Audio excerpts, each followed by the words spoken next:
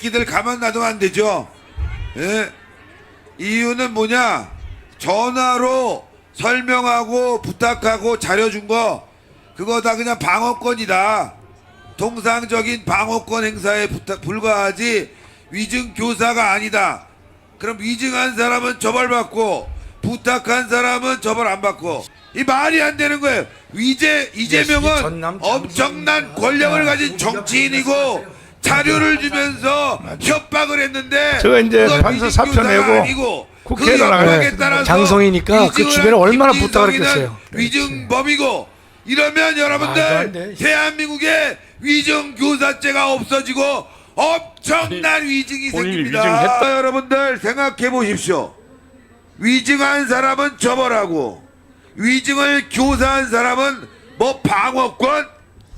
야씨 이제 앞으로 말이죠. 힘 좀 있으면 자료 주고 야 너 앞으로 있지 이거대로 해. 그렇게 되면 여러분들 어떻게 되냐? 깡패 새끼들 사람 죽이고 네가 죽였다고 해라. 위증시키면 어쩔 수 없잖아요 여러분들. 방어권이라는 거 아니에요 이게 개씨박 판사 새끼가. 여러분들 대한민국이 이렇게 땅바닥에 무너졌다 이거야. 왜 이렇게 됐어요? 국민의힘 저 병신 같은 새끼들이 아무것도 안 하니까 그렇게 된 거야. 이제 결국은 이제 정확하게 이게 무죄로 떨어진 거죠. 예. 무죄의 근거는 뭐예요? 그러니까 이제 이재명이가 김진성 씨한테 한 여러 가지 위증 교사의 내용이 위증 교사로 보기가 어렵다. 그렇게 이제 본 거죠, 목사님.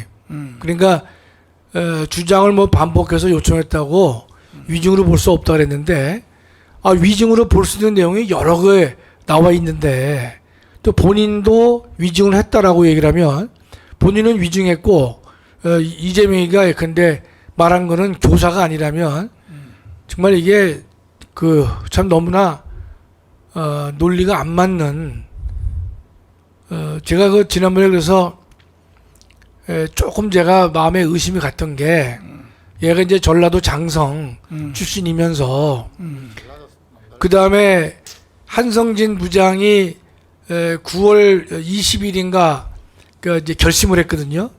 그래서 11월 15일 날로 잡았는데 이 김동현이는 이제 9월 말쯤에 결심을 했어요. 그럼 많은 사람들이 이재명 위증교사는 상당히 간단하고 명확하고 유창훈 부장도 일부 범죄가 소명됐다는 말을 했기 때문에 당연히 11월 15일 이전에 할 줄 알았는데 얘가 25일 뒤로 잡았단 말이죠. 그래서 왜 저걸 뒤로 잡을까 그랬는데 그러면서 동시에 전라도 장성이라고 하는 그게 좀 깨름직했었습니다. 그랬는데 오늘 드디어 저 인간이 정말 정의에 반하는 결정을 했네요. 예. 그러면 이재명이하고 조금 전에 그 사람하고 관계는 어떻게 돼요? 김진성이요? 김진성. 김진성이는 위증을 했다고 했으니까 아니, 벌금 500만 원 받았어요. 벌금 500만 원이요? 예, 지금. 벌금 500만 원. 그러니까 위증한 김진성은 벌금 500만 원 내고 그다음에 이재명은 무죄로 판단합니다. 참.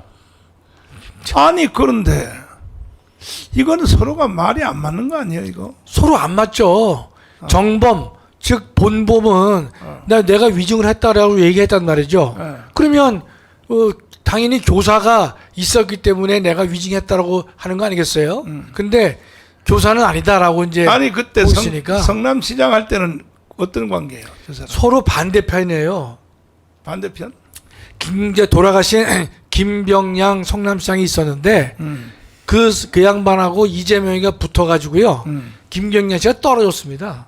이재명이가 된 거예요. 그럼 김진성 씨는 그 떨어진 김병양 전 성남시장의 수행비서였습니다.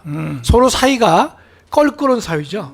예, 서로 이제 상반된 이해를 이제 가진 상황인데, 그러나 이재명이가 이제 자기가 그 검사 사칭을 했다고 하는 것을 무고라고 누명을 썼다고 얘기를 하니까 거기에 대해서 이제 김진성한테 증언을 이제 부탁한 거죠. 그냥 결론적으로 좋게 얘기해달라. 내가 누명을 쓴 것이다라고 말을 해달라고 해서 김진성 씨가 그렇게 얘기를 했습니다. 그래서 이재명이가 처벌을 받지 않아요. 그러니까 혜택 크게 본 것이죠.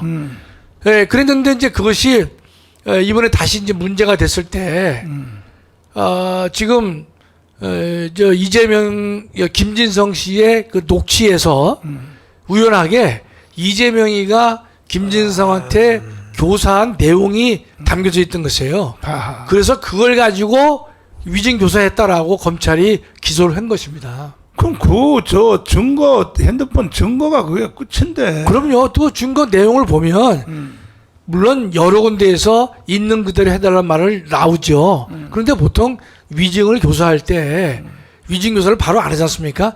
그냥 있는 대로 해달라고 하고 부탁하고 기억나는 대로 해주십시오라고 부탁하지 일방적으로 하지 않는단 말이죠. 말하지. 그걸 끼워 넣기를 한 거는 당연하게 위증 교사는 다 그렇게 하고 있거든요. 그랬는데 이 장성 출신 저 김동현이가 이런 식의 지난번에 유창훈도 예컨대 이 위증에 대한 죄의 소명이 있다라고 말을 했음에도 불구하고 정말로 이게 너무나 이게 안타깝고 참 속이 뒤집어집니다 진짜. 예. 황도영 목사님, 예, 결국 대한민국은 이 세력 대 세력의 싸움 같아.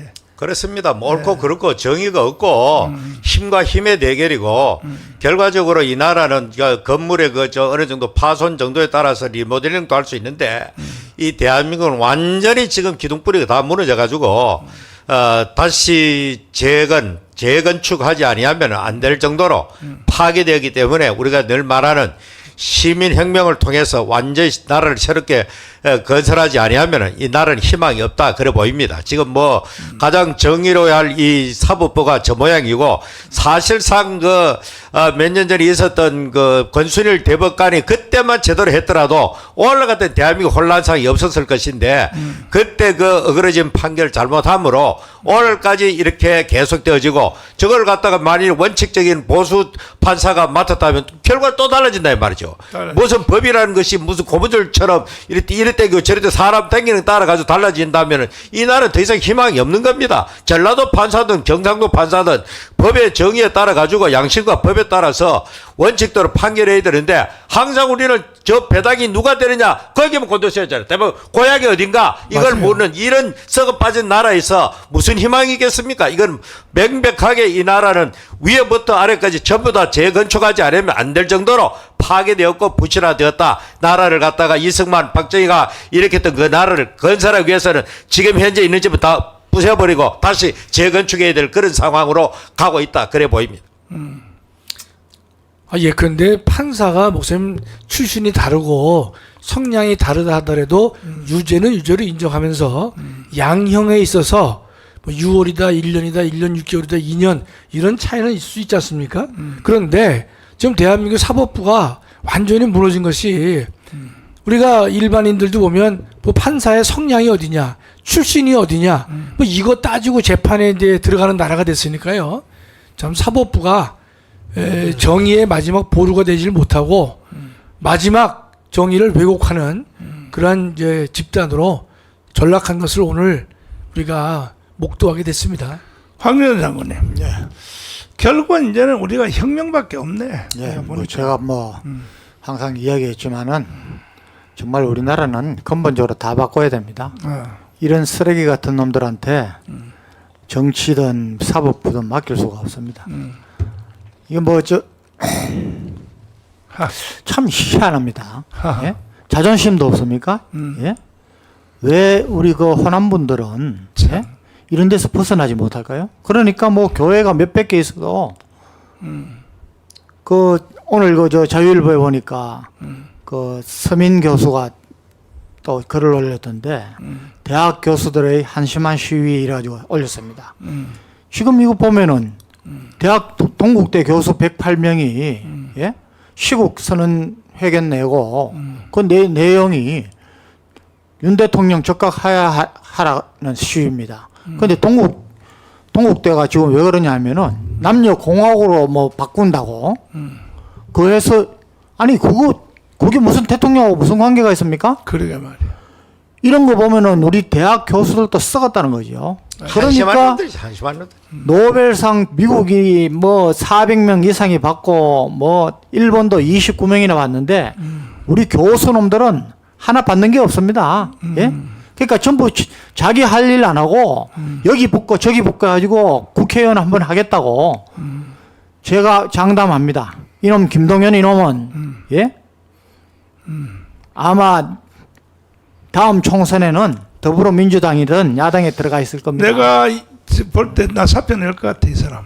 사표 내고 아마 보궐선거 나갈 거야. 우리나라 제일 그렇죠. 먼저 네. 정말 전 세계에서 제일 먼저 판사들 AI로 바꿔야 됩니다. 예. 뭐 미국에서 처음 AI 그 할 때 인공지능 나올 때 가장 먼저 없어질 직업으로 판사 변호사를 뽑았습니다. 자, 이건 판례에 따라 법에 따라 하면은 예? 뭐 몇 초만 나오는 겁니다. 우리나라면 이렇습니다. 예? 정말 자 이제 마지막 우리가 이도 교수님, 예. 마지막 말씀하고 이제 마치자고. 예. 참 그 힘 빠지는 거고 지금 현재 대한민국이 갈라진 그러니까 사법부조차도 이 원래의 법대로 정의 심판을 내리지 않고 좌와 우로 갈라진 현실들을 보고 있습니다. 목사님이 지적했지만 이것을 극복하는 것은 결국 우리 자유 대한민국을 지키는 힘이 압도적으로 강할 때 계속됩니다. 우리는 지난번 힘이 없고 조직이 없어서 박근혜 대통령 탄핵을 허용했지만 지금 우리는 우리 정광훈 목사님과 자유마을 대국본의 힘으로 우리는 지켜나가고 있습니다. 더욱더 조직에 목사님 말씀대로 천만 조직에 박차를 가해야 이 상황을 우리가 극복하고 이 위기를 새로운 기회로 만들어낼 수 있다고 생각합니다. 또 우리 예, 저는 뭐 다른 분들도 속상하시겠지만 저는 이제 그 법학 교수로서 이 현실을 보면서 참 제가 뭐라고 드릴 말씀이 없을 정도로 마음이 무너져 내립니다. 제가 지난번에 잠깐 말씀드렸지만 혹시 하는 그 예상에 좀 이 전남 광성 출신이면서 이 간단한 사건을 선거법 위반보다 먼저 하지 않고 열흘 뒤에 한단 말이죠. 저는 그래서 의심이 있었지만 그래도 15일 재판에서 용기 있게 있는 그대로 징역 1년을 선고했기 때문에 적어도 이번에는 1년 정도는 적어도 나오지 않을까 싶었는데 무죄라는 말이 나오니까 참 모든 애국 국민들도 참담하실 테고 저도 법조인 한 사람으로서 저 친구가 보니까 이 한성진하고 김동연이가 제가 조회를 해보니까 1998년도에 사법시험을 합격한 사람들인데 지금 이제 부장판사들이 대부분 고연대입니다. 98년에. 그래서 제가 야 정말 참 안타깝고 그러나 우리가 하나 또 기대하는 것은요 속상하지만 또 2심이 5개월 후에 5개월 후에 2심이 선고될 때에는 정말로 올바른 법원의 판단이 있을 거라고 확신하고요. 그러기 위해서는 우리가 우리 광화문 세력이 더 일치단결해서 더 노력하고 노력하기를 하나님께서는 원하고 계시지 않을까. 그래서 정말로 속상하지만 또 우리가 다스리면서 또 우리가 또 준비를 해야 될 것 같습니다. 황달 목사님. 예, 지금 뭐 상황이 이리 되다 보니까 저놈들이 기가 또 살아가지고 또 이렇게 거리로 뛰쳐나오면서 이제 대학 교수들 이제 시국선언 과거에 무슨 뭐 박정희 대통령 시절에 뭐 또 전두환 대통령 시절에 대학 교수들이 또 뭐 등달아 가지고 여기저기서 대학 시국선을 떠오르는데 이거 거의 다가 좌경화된 교수들이라 그래 보입니다. 제가 볼 때는. 맞아. 그러니까 저것들이 이제 불을 붙여 가지고 이제 윤석열 대통령 탄핵하기 위한 군부를 같이 떼는 거죠. 항상 저 얼갈이 같은 교수들이 저렇게 한다 이 말이죠. 한때 정교보락한 6천 명 그 교수들도 맞불 집회를 하든지 해야 될 것인데 우파 교수들은 또 이때 뭐 하는지 모르겠어요. 지금 뭐 그렇게 하던데 우리는 이 사악한 세력들과 어차피 우리는 싸우기 위해서 나왔으니까 저것들이 기가 살아가 나오면 우리 더욱더 강하게 이번 토요일 날 뭐 저것들이 또 기 나가지고 여세를 뭐로 또 발광할지 모릅니다. 발광할 때 우리는 잠시도 고삐에 그 긴장의 권을 늦추지 말고 계속해서 우리는 자유 대한민국이 온전하게 새롭게 재편될 때까지 우리는 영적 혁명과 이 자유국가 혁명을 동시에 우리는 수행해야 될 것이고 다시 한번 말씀합니다. 한국교회 지도자들 악을 선하다고 하고 저는 절대 악을 아니 북한의 김일성 김정일을 갖다가 선하다고 말하는 그런 지도자를 또 선하다고 말하는 한국 교회 지도자들 정말 당신들 정신 차리시기를 바랍니다. 정말로 당신들이 그따구로 해가지고 대한민국 어디로 가고 있는지 과연 당신의 성도들이 제대로 된 땅에서 우리가 살고 있는지 정말 하나님의 심판대를 두려워하면서 그렇게 목회하는 교계 지도자들이 되기를 간절히 바랍니다.